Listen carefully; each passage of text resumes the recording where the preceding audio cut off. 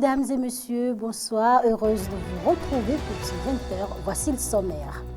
Examen de recours des démocrates, la Cour constitutionnelle reporte sa séance de ce lundi au jeudi prochain.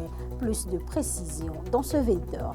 Suite à une série d'accusations portées contre elle par le parti d'opposition Les Démocrates, la Commission électorale nationale autonome Sénat a réagi à travers un communiqué rendu public ce lundi 20 octobre. Vous suivrez les détails dans un instant. C'est tout pour le sommaire.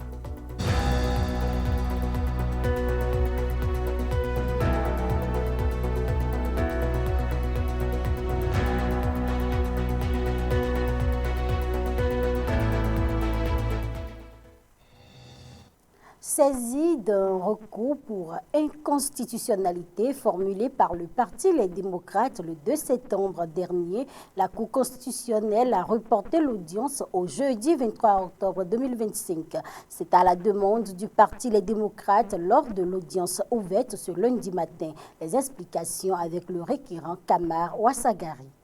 L'audience est programmée aujourd'hui dans les conditions que vous savez, parce que en dehors du requérant que je suis, tous les autres honorables qui étaient venus pour nous soutenir ont été mis à la porte au motif que c'est seulement ceux qui la personne qui a fait la requête qui pouvait se retrouver dans la salle. Mais nous avons demandé un report de l'audience qui a été accepté par la Cour pour le jeudi prochain à 10h, parce que dans la journée d'hier, il y a eu des éléments nouveaux et ça a permis de renforcer notre requête.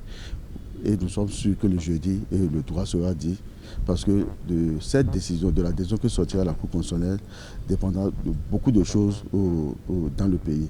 Et c'est si on appelle les membres de la Cour constitutionnelle des sages, je pense que la sagesse va gagner et que la démocratie qu'on a connue depuis 1990, avec leur décision du jeudi, qui viendra le jeudi prochain, je pense que cette démocratie va revenir. Parce que nous avons des éléments solides, nous avons la propre jurisprudence de la Cour constitutionnelle qui nous fortifie dans notre action. Et je pense que le droit sera dit et que bientôt, notre jeu de candidats, Renaud Agbodjo et Jude Lodjou, vont se retrouver dans le starting block. Et c'est sûr que le 12 avril, le Parti Les Démocrates remportera au premier tour les élections présidentielles. Dans l'après-midi de ce lundi 20 octobre 2025, la Sénat, dans un communiqué, dément les accusations de désinformation du Parti Les Démocrates et affirme son engagement en faveur d'un processus électoral transparent et crédible. Plus de détails avec Samiratou Kassoumou.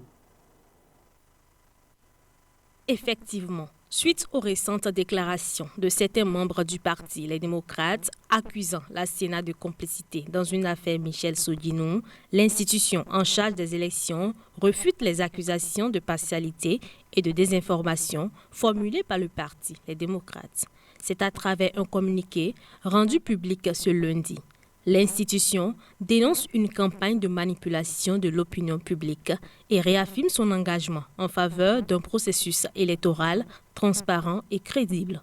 Concernant l'invalidation de la fiche de parrainage du député Michel Sodinou, la Sénat précise qu'elle découle d'une décision du tribunal de première instance de Cotonou et non d'un acte arbitraire. Elle indique par ailleurs que le député a lui-même retiré une nouvelle fiche le 14 octobre 2025, dernier jour du dépôt des candidatures. La Sénat dément également avoir mandaté Maître Massime René Assogba, huissier de Michel Sodinou, dans le cadre du dépôt des dossiers du parti, précisant que seul Maître Alain Akpo a été officiellement requis. Enfin, l'institution appelle les acteurs politiques à la responsabilité et au respect des voies légales pour exprimer leurs griefs.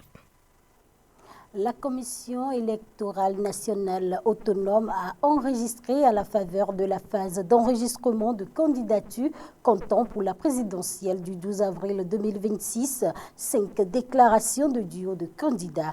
3 sont désignés par les partis politiques et 2 candidatures indépendantes. Reçu ce matin libre politique, Dr Bertin Korovi, membre du Parti Bloc républicain, décrypte. Suivez plutôt. Alors, il y a 3 candidatures qui m'intéressent, ceux qui ont réellement le potentiel d'avoir de parrainage. Les autres sont allés faire un exercice de communication. Bon, vous les avez couverts, voilà, vous en parlez aujourd'hui. Abou Sagage, il y a longtemps que je l'ai perdue de vue. Ben bon, il paraît qu'elle serait devenue Amazone. Bon, je lui souhaite de bonnes chances. Elle porte la voix des Amazones, vous avez bien dit. À la voix des Amazones. Tout à fait, les femmes bénignes. Anyway, bon, malheureusement, sa candidature ne peut pas prospérer parce qu'elle n'a pas de parrainage, elle ne remplit même pas les conditions pour aller faire cet exercice-là. Et celui qui m'a plutôt ému et m'a fait craindre le ministère de Dieu, c'est la candidature de Paul Rompé. J'étais sur ce même plateau il y a de cela 4 mois, où je disais, et je crois la même chose encore jusqu'à aujourd'hui, moi, candidat, Paul Rompé même votera pour moi.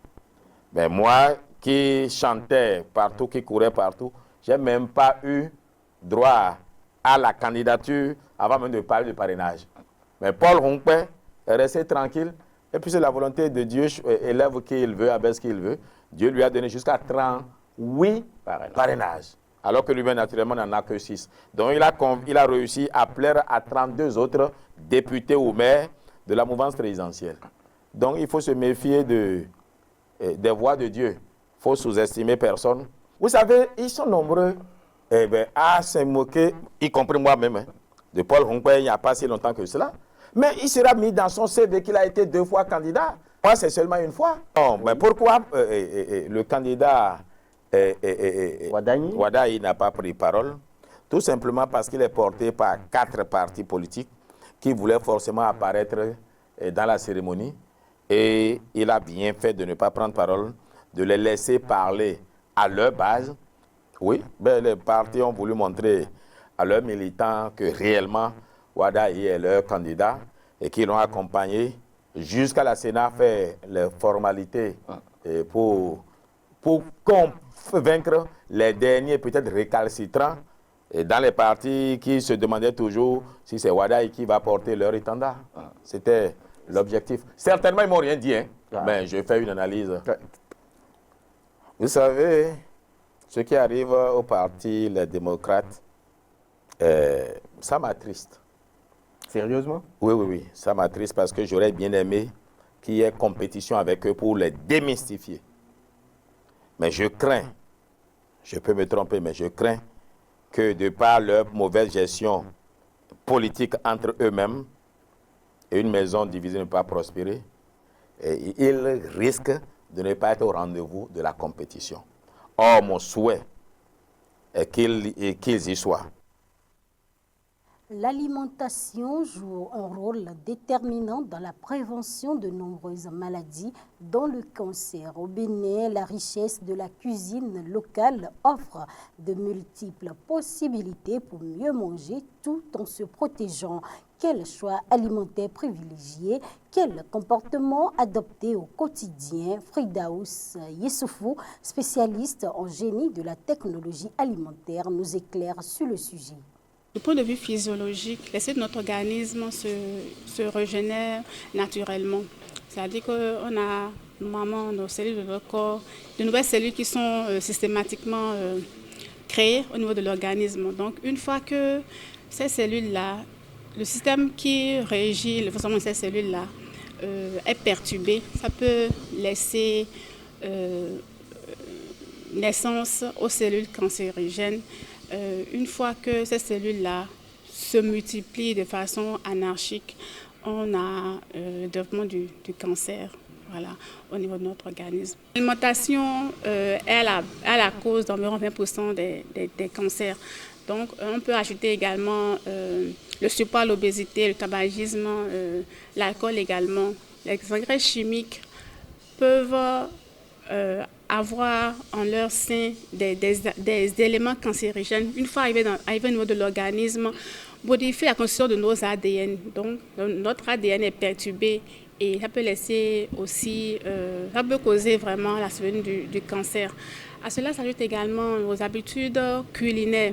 Lorsqu'on cuit trop les aliments, surtout les aliments riches en amidon, lorsqu'on frit beaucoup aussi, on passe beaucoup de temps à frire les aliments. Les substances cancérigènes peuvent vraiment se développer au niveau cet aliment, une fois dans l'organisme, ça peut vraiment causer la survenue du cancer. Pour prévenir ça, il faut vraiment adopter un mode de vie sain en général, consommer beaucoup plus, introduire vraiment les fruits et les légumes dans notre alimentation. Parce que les fruits et les légumes sont vraiment protecteurs. Ils permettent de protéger notre organisme de façon générale contre les agressions, le stress oxydatif et autres. Donc, d'abord au niveau du Bénin, on est vraiment en défaillance par rapport à la consommation des fruits et des légumes. Donc, on est à environ 707 grammes sur 400 grammes de fruits et légumes consommés par jour chez un individu, chez un Béninois. Donc, il faudrait vraiment qu'on puisse inclure les fruits et légumes dans notre alimentation. Il faut aussi limiter la consommation d'alcool et de tabac également. Privilégier les aliments qui sont riches en fibres. Ça permet vraiment de prévenir le cancer. On a par exemple les pâtes, le riz ou le pain complet, les lentilles, les pois chiches, également les haricots qui sont aussi riches en fibres, qui peuvent permettre quand même de lutter contre ce stress oxydatif-là et nous permettre de lutter contre le cancer. À cela s'ajoute également l'activité physique. Donc le sport vraiment peut nous aider vraiment à prévenir le surpoids et l'obésité qui ont aussi un lien avec la survenue du cancer. Quand on ne peut aller en arrière, on ne doit que se préoccuper de comment aller en avant. C'est tout pour ce journal. Merci de nous avoir suivis et n'oubliez surtout pas de vous abonner pour ne rien manquer de l'actualité.